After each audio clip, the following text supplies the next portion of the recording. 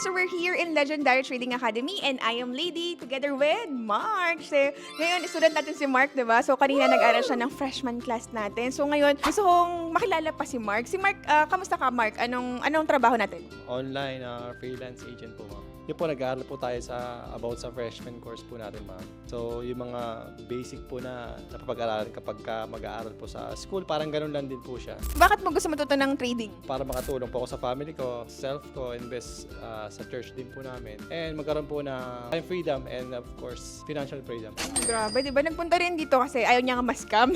Parang gusto niya makita talaga yung actual na parang buhay ako, nagsasalita. Hindi yung, kumbaga, kausap niya sa online. So, I'm really happy na talagang nag-proceed pa rin siya dun sa class, di ba? So, ngayon, kamusta naman yung naging journey mo sa buong araw ng pag-aaral mo ngayon? Natuto ba tayo? Ano yung mga takeaways mo? Yes po, marami po akong natutunan, ma'am. Natuturo po ni Coach Jeff at the same time.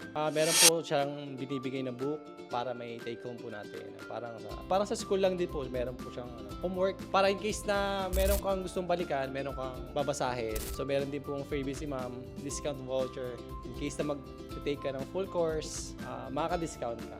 So, ano yung pinaka-favorite na natutunan mo ngayon? Placing po na, if ever po na meron ka ng capital, mag-set ka ng stop loss mo and take profit mo. In case na kahit na demo account pa lang, pwede pa rin po talaga siyang kumita. Kahit sabi mo na maliit yung lot size mo, mas malaki yung capital mo, mas malaki yung profit mo.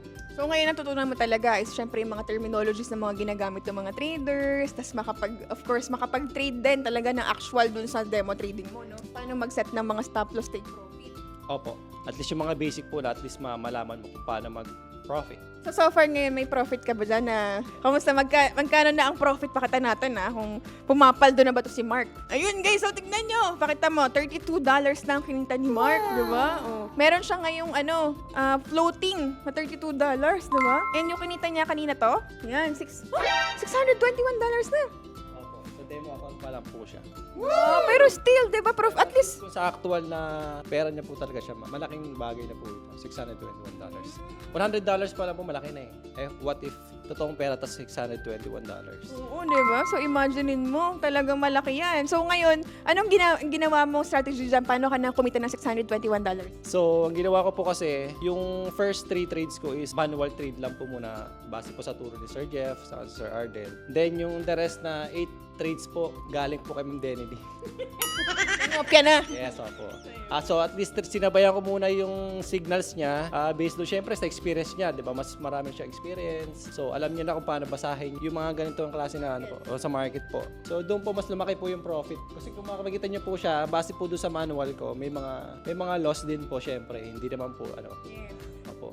Pero yung kay Ma'am Denny na po, puro profit na po, puro blue. Almost perfect po talaga.